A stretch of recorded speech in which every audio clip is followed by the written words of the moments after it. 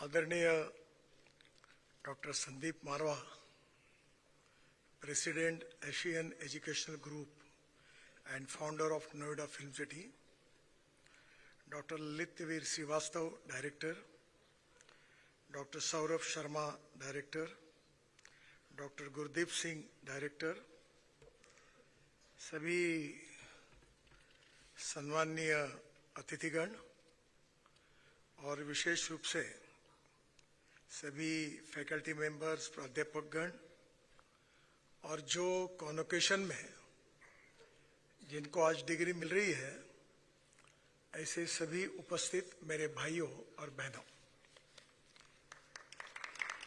सबसे पहले मैं इस 14वें कॉन्वोकेशन में लॉ और मैनेजमेंट के जो स्टूडेंट्स हैं वो डिग्री हासिल कर रहे हैं, उनको हृदय से बहुत बहुत अभिनंदन करता हूं और शुभकामनाएं देता हूं। यहाँ की ये डिग्री हासिल करते हुए उनके उज्जवल भविष्य की मैं कामना करता हूं। वैसे योगायोग से मैं लॉ ग्रेजुएट भी हूं और मैनेजमेंट का छात्र भी रहा हूं, पर मैं आप इतना इंटेलिजेंट नहीं हूं। हमारे बचपन में हमको एक कहानी बताई थी कि जो मेरिट में पास हुआ वो आईएएस ऑफिसर हुआ, जो फर्स्ट क्लास में पास हुआ वो चीफ इंजीनियर हुआ, और जो 3 बार फेल हो गया वो मिनिस्टर बन गया।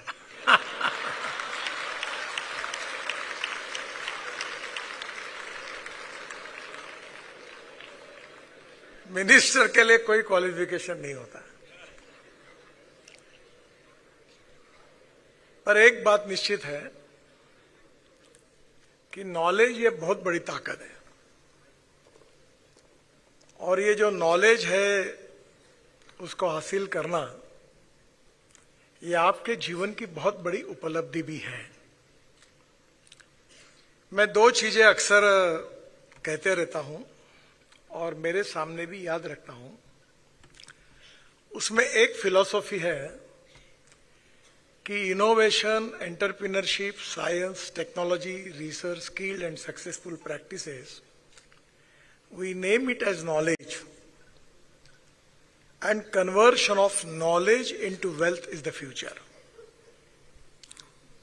आपने जो नॉलेज हासिल किया है उसके आधार पर भविष्य में आपका सोसाइटी के लिए और देश के लिए जो योगदान रहेगा वो विश्व में देश के भविष्य को निश्चित करेगा।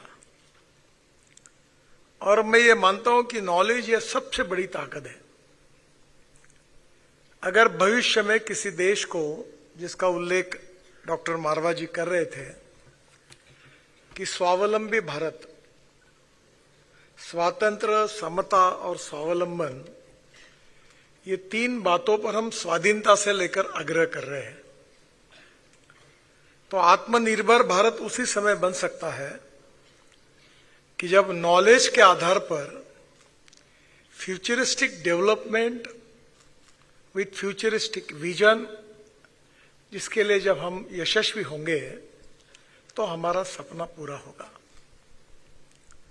और दूसरा एक प्रिंसिपल है कि no material is waste and no person is waste. It is depending upon the appropriate technology and appropriate vision of the leadership that you can convert waste into wealth. ये जो इंस्टीट्यूशन होती है, इसमें हमें जो शिक्षा मिलती है, जिसको हम नॉलेज कहते हैं, वो शिक्षा, वो एजुकेशन हमारे व्यक्तित्व को, हमारे कार्य, कर्तृत्व, नेतृत्व में गुणात्मक परिवर्तन करता है, क्वालिटेटिव चेंज करता है, और उससे हमारी पर्सनैलिटी बहुत वजनदार बनती है, रिस्पेक्ट, रिकॉग्निशन मिलता है। It is depending upon your inherent potentials. और इसलिए स्वाभाविक रूप से हम जो मटेरियल के रूप में जब इंस्टीट्यूशन में आते हैं तो वेस्ट मटेरियल होता है, और मैं इस पर विश्वास रखता हूं कि मटेरियल कोई भी हो, टेक्नोलॉजी एप्रोप्रिएट चाहिए। मैं पिछले 8 साल से मैंने एक प्रयोग किया था कि मैं अपने कॉन्स्टिट्यूंसी में, हमारी म्यूनिसिपल कॉरपोरेशन में जो टॉयलेट का पानी निकलता है उसको बेचने का काम करता हूं। और आप बिलीव नहीं करोगे कि 9 साल से हमको 350 करोड़ रुपए साल के मिल रहे हैं टॉयलेट का पानी बेचकर। अब मैं एक टेक्नोलॉजी पर काम कर रहा हूं कि जो गंदा पानी है उससे फास्फोरस, पोटैश और नाइट्रोजन निकालना। तो मुझे बेल्जियम की एक कंपनी ने प्रेजेंटेशन किया, उन्होंने गुजरात में अमूल में यह प्रयोग किया है कि जो हमारा डीएपी होता है, फर्टिलाइजर जो हम एक्सपोर्ट करना पड़ता है पोटैश से लेकर, वो जो सॉलिड वेस्ट और लिक्विड वेस्ट 2 प्रकार की होती है। तो लिक्विड वेस्ट को वो कॉम्प्रेस करके जो कॉन्सेंट्रेटेड गंदा पानी है उससे वो पोटैश, फास्फोरस, नाइट्रोजन निकालते, उसके छोटे छोटे मॉलिक्यूल बनाकर उन्होंने फर्टिलाइजर बनाया। और 50 केजी की जो डीएपी बैग है उसमें 15 किलो ये सफिशिएंट है। अब जैसे आत्मनिर्भरता का उल्लेख किया था, हमारे देश में 1.5 लाख करोड़ रुपए का केमिकल फर्टिलाइजर हम इंपोर्ट कर रहे हैं। तो क्यों नहीं हमारे देश में हम इसका उपयोग करें। आप दिल्ली में रहते हो इसलिए मुझे दिल्ली ज्यादा पता नहीं है, पर यहां 4 फाउंटेन है कचरे के, उसमें एक गाजीपुर करके है और बहुत कचरा पड़ा हुआ है। तो मैं बहुत बार जाता था तो मैं कहता था कि यह कचरे का कुछ हो नहीं सकता क्या। तब मैंने एक प्रयोग शुरू किया कि हमने उसको सेग्रीगेट किया, प्लास्टिक, ग्लास और मेटल को अलग निकाला, और अभी उच्च कचरे से हमने 80 लाख टन कचरा हमने दिल्ली मुंबई हाईवे में, जो दिल्ली से जयपुर जाते हैं, और अभी हमने दिल्ली से देहरादून बनाकर पूरा किया। 2 घंटे में आप देहरादून जाओगे। दिल्ली से कटरा हाईवे में, दिल्ली के पेरिफेरल रोड पर, और UR2 बनाए, तो सब रोड में वो कचरा डाल दिया फिलिंग के लिए। तो 80 लाख टन कचरा हमने यूज किया। और अब देश में हमने ये तय किया है कि जो म्यूनिसिपल लीगेसी वेस्ट है उसको सेग्रीगेट करके हम रोड में उपयोग में लाएंगे, ताकि जो एग्रीगेट हमको पहाड़ खोदने पड़ते हैं, बाकी बातें करनी पड़ती है, तो उसके बजाय हम कचरे का उपयोग करेंगे। हो गया। तो यही इनोवेशन और रिसर्च है कि सोसाइटी की क्या जरूरत है, लोगों की क्या आवश्यकता है, देश की क्या आवश्यकता है, कितना हमारा किस बात का इंपोर्ट होता है, क्या हम एक्सपोर्ट बढ़ा सकते हैं और इंपोर्ट को कम कर सकते हैं। तो यही सबसे बड़ा राष्ट्रवाद है, नेशनलिज्म है। और इंपोर्ट कम करेंगे और एक्सपोर्ट को बढ़ाएंगे तो देश तो स्वावलंबी बनेगा। और इसलिए इसको दिमाग इंपॉर्टेंट है, विजन इज इंपॉर्टेंट। और ये मैं अपनी बात कह रहा हूं क्योंकि मैं आपके यहां जब सब लोग बैठे तो ये डॉक्टरेट वाले, वैसे मुझे भी डॉक्टरेट मिली, डिलीट्स मिली है, मुझे 17 डिलीट मिली है, पर वो अलग अलग यूनिवर्सिटी की, पर वो एक भी डिलीट मुझे कोई एग्रीकल्चर साइंस, वाटर कंजर्वेशन और बाकी बातों में मिली है। मैं तो कभी कभी मजाक में बताता हूं कि अभी इंजीनियरिंग में मेरे नाम पर, मैं डिपार्टमेंट में मंत्री हूं, 7 वर्ल्ड रिकॉर्ड बने। तो लोगों के मन में ये गलत फहमी है कि इतने बड़े हाईवे बनते हैं। मैं जब मुंबई में था 95-2000 में, तो आप कभी मुंबई जाते होंगे तो समुद्र में एक वर्ली बांद्रा सीलिंग प्रोजेक्ट बना है, वो मैंने ही बनाया। और मुंबई में 65 उड्डान पुल बना है, और मुंबई पुणे एक्सप्रेस हाईवे बना है, देश का पहला। तो मुझे लोग समझ रहे थे कि मैं इंजीनियर हूं। तो पहली तो एक बात सिद्ध हो गई कि कोई सक्सेस होने के लिए बहुत अच्छी डिग्री हासिल करना मेरिट में, इसकी आवश्यकता है भी और नहीं भी। क्योंकि 1975 में जब मैं मैट्रिक में था तो इमरजेंसी लग गई और जयप्रकाश नारायण जी के आह्वान पर मैंने इमरजेंसी के खिलाफ काम शुरू किया। तो मेरा एजुकेशन में थोड़ा दुर्लक्ष हो गया। मेरी माँ, मेरी बहन सब चाहते थे कि मैं इंजीनियर बनूं, घर वालों की महत्वाकांक्षा थी।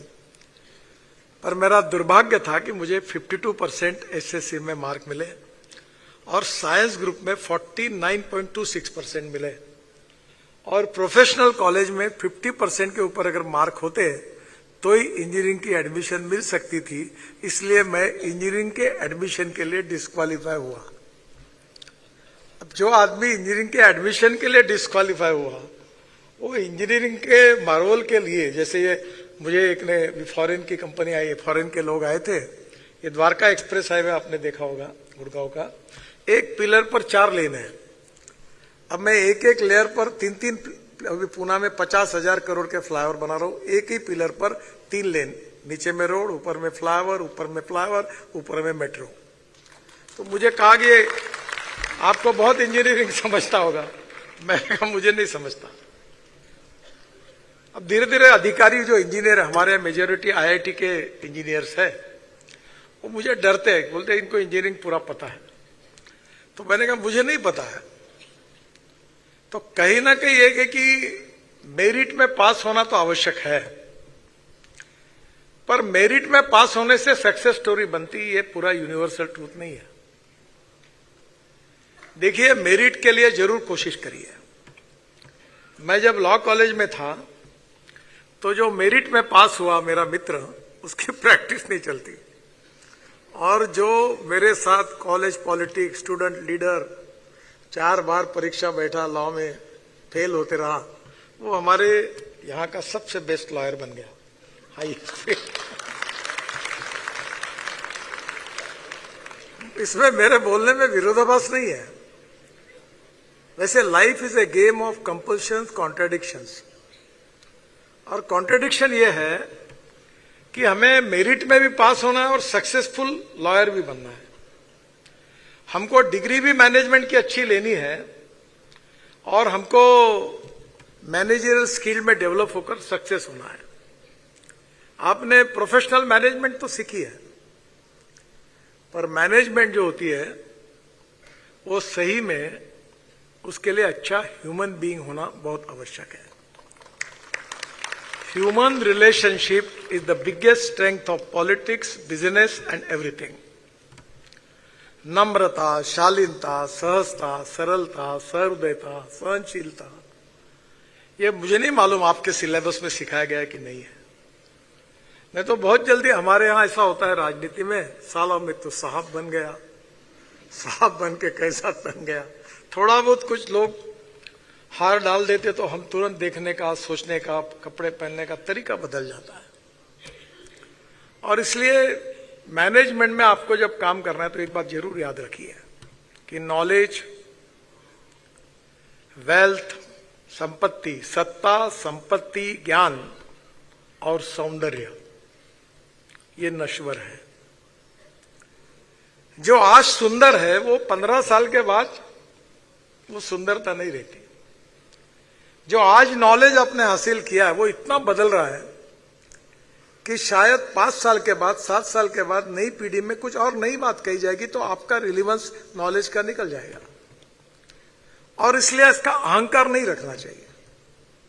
Ego is a problem. और आत्मविश्वास और अहंकार, इन 2 शब्दों में अंतर है। आत्मविश्वास होना चाहिए, पॉजिटिविटी होनी चाहिए, पर अहंकार नहीं होना चाहिए। और कभी कभी जब मैं 2 चीजें आपको बताऊंगा। मैं सौभाग्यशाली रहा कि देश के प्रसिद्ध उद्योगपति रतन टाटा, इनके साथ मेरे बड़े घनिष्ठ मित्रता के संबंध थे। उम्र से बहुत बड़े थे, पर उनका मेरे ऊपर बहुत प्रेम था। तो एक बार मेरा पैर टूट गया, एक्सीडेंट हुआ। तो मैं मुंबई में मलबार हिल पर रहता था, तो वो मुझे मिलने के लिए आए।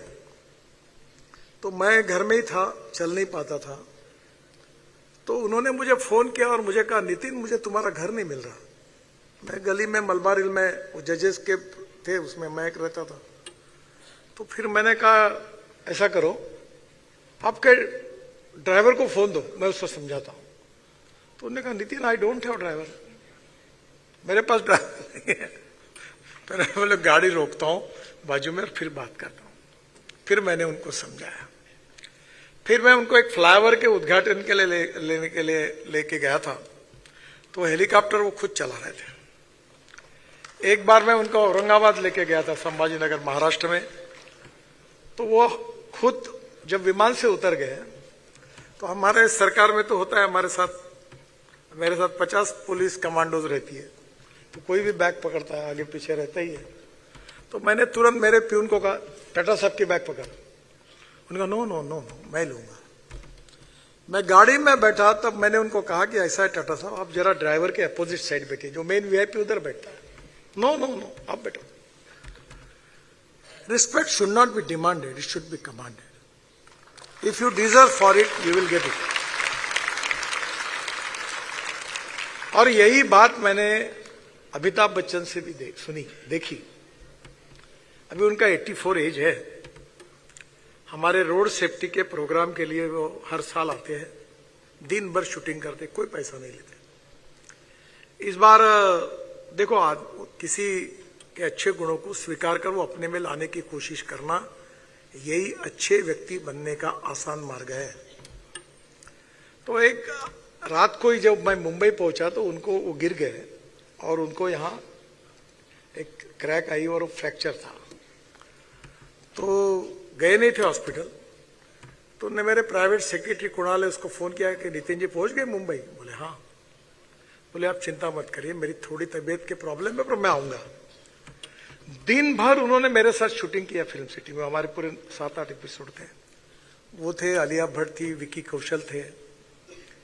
और जब वो मुझे पता था कि इनको कल स्लीप हो गए, ऐसा ऐसा हुआ है, तो मैंने उनको कहा जाते समय कि आप जब आप एक्सरे निकालने के लिए जा रहे हैं तो आप चिंता मत करिए, कुछ नहीं निकलेगा। रात को मैंने इंक्वायरी की तो मुझे पता चला कि उनको क्रैक फ्रैक्चर हुआ था। फिर भी वो दिन भर शूटिंग कर रहे थे, चेहरे से पता भी नहीं चला कि उनको कुछ हुआ है।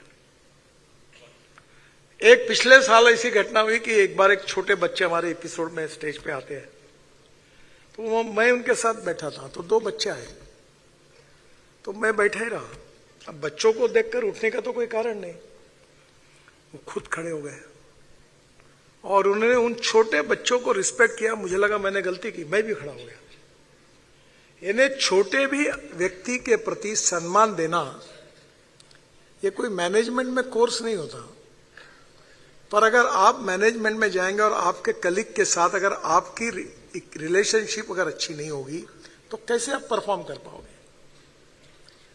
मैथमेटिक्स में एक इक्वेशन है कि ए नाम के व्यक्ति ने ए स्क्वायर काम किया और बी नाम के व्यक्ति ने बी स्क्वायर काम किया, तो total work is a square plus B square. पर इसका एक अच्छा है कि ए प्लस बी दोनों व्यक्ति साथ में आएंगे, come together, thinks together and works together. A plus B bracket में स्क्वायर, इसका जवाब आता है A square plus B square plus twice A B, and twice A B is a result of collective team spirit. आप आपके management में अगर आपके छोटे से छोटे व्यक्ति के साथ अगर आपकी अच्छी रिलेशनशिप नहीं है, ह्यूमन रिलेशनशिप नहीं है, तो कंपनी ग्रोथ नहीं कर सकती। आपके लोगों के साथ आपके संबंध कैसे है, आप उनके सुख दुख के साथ कितने उनके साथ बातचीत करते हो, ये वेरी इंपॉर्टेंट है। देखो, लड़ाई वेपन से लड़ी नहीं जाती, लड़ाई दिल से लड़ी जाती है। अगर वेपन कितना भी पावरफुल है पर दिल में ही गड़बड़ है तो आप वॉर नहीं फाइट कर सकते। और इसलिए we need to understand the difference between letter and spirit. जो कोर्सेस में पढ़ा गया है वो इंपॉर्टेंट है, पर उससे परफेक्शन नहीं आएगा। क्या आप में से और हमारे में से कोई क्लेम कर सकता है कि मैं 100% परफेक्ट हूं? कोई नहीं कर सकता। हमारे बीच में कोई पूर्णांक नहीं है, हम सब अपूर्णांक हैं। हर आदमी में कोई ना कोई खोट है ही, क्योंकि हम उस व्यक्ति को उसके गुणोदोषों के साथ स्वीकार करते हैं। और सिस्टम की महानता जो है वो इस पर डिपेंड करती है कि जिसको स्वीकार करते हैं उसके अच्छे गुणों का विकास करना और उसके निगेटिविटी का, दोषों को कम करना और उसको अच्छी पर्सनैलिटी के रूप में निर्माण करना, that is to be the most important principle of the management.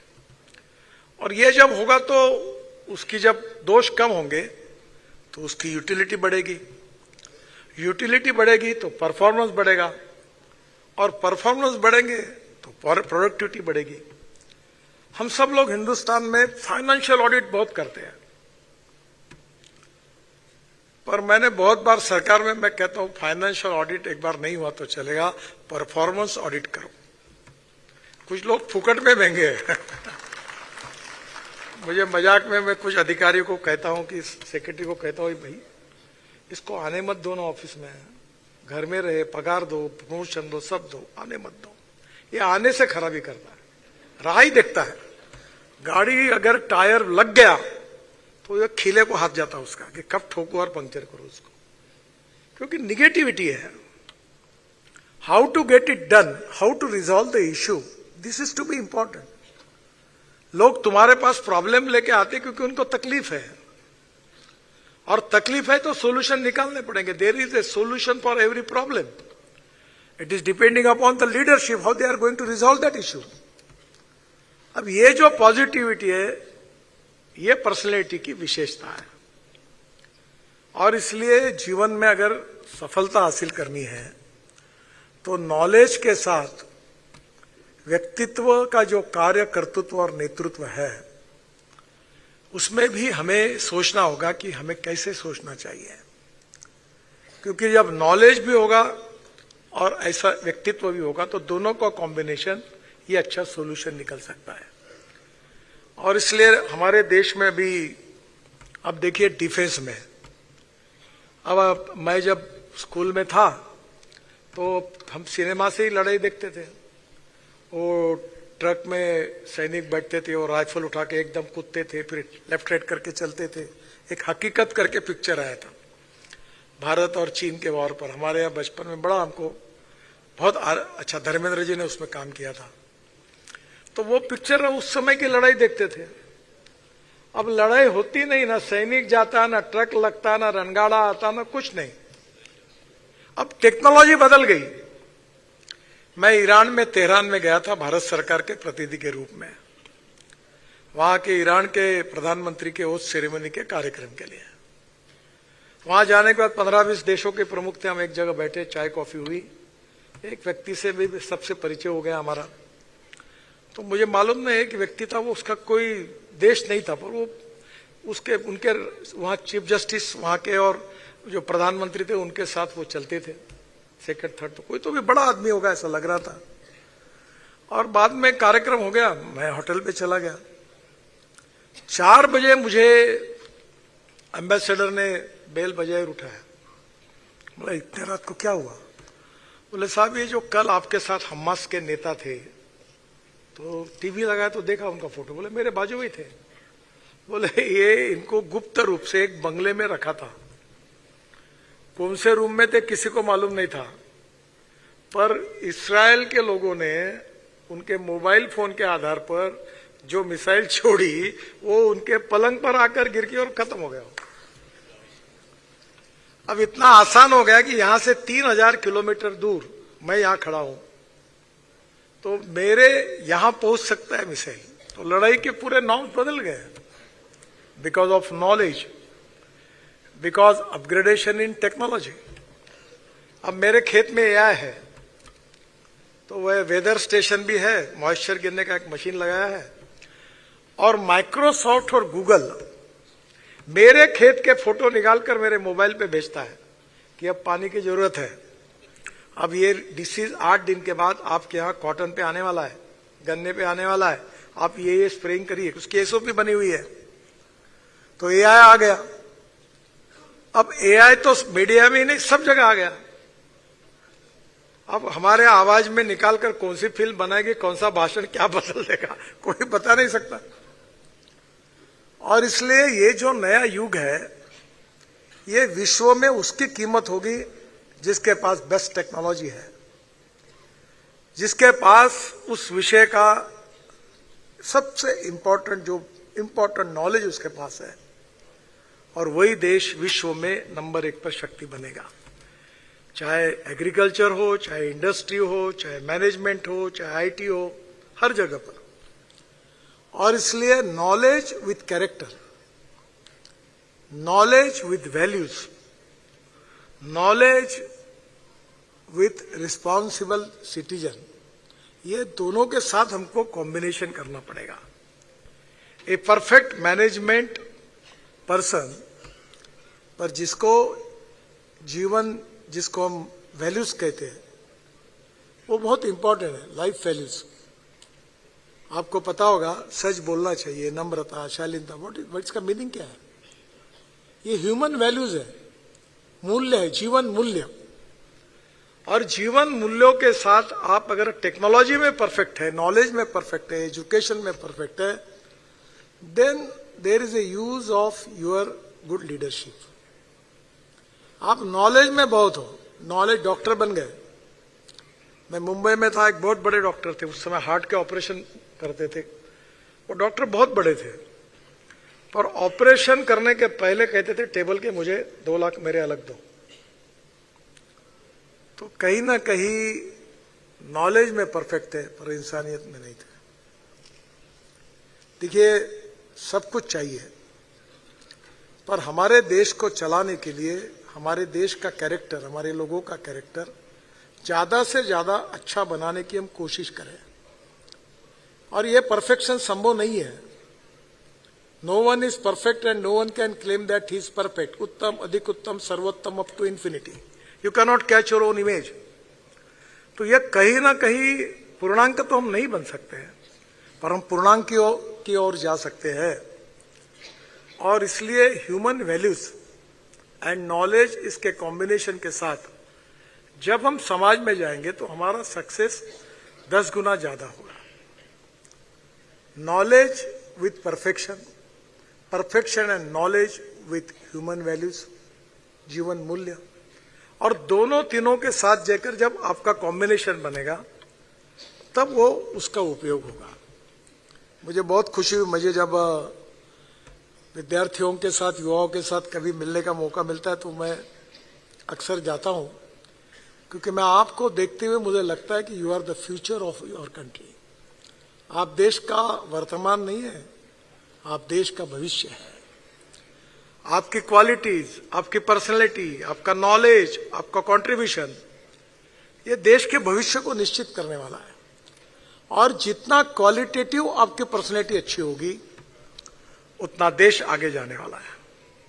और इसलिए आज आपको डिग्री हासिल हुई है, पैसा तो कमाइए, because no philosophy can be taught to empty stomach, ये विवेकानंद जी ने कहा है। पर पैसा जीवन का साधन है, साध्य नहीं हो सकता। पैसे की जरूरी है, पर अंतिम ध्येय नहीं है। आखिर एक समय के बाद क्या करोगे पैसे का?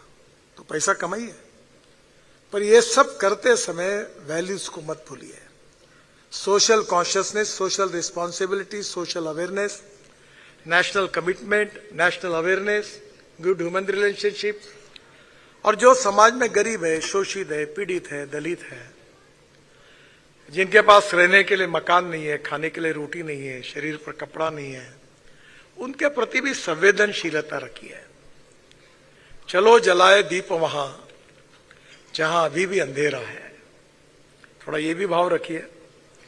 और हमारे फिलॉसफी में कहा है कि वही मनुष्य है कि जो मनुष्य के लिए मरे, यही पशु प्रवृत्ति है कि आप ही चरे, वही मनुष्य है कि जो मनुष्य के लिए मरे। आप जीवन में आर्थिक दृष्टि से, सामाजिक दृष्टि से, नॉलेज के दृष्टि से बड़े बनिए, पर जमीन पर रहिए, ग्रास रूट लेवल पर मजबूत खड़े रहिए, हवा में मत जाइए। और जो अपने से पीछे, उनकी याद जरूर रखिए। God is great, God bless you. आप सबको मेरी उज्जवल भविष्य के लिए बहुत बहुत शुभकामनाएं। Thank you very much. Namaskar. For such a profound and insightful address. Once again, please give a huge round of applause for our eminent chief guest for today, Shri Nitin Gadkari ji.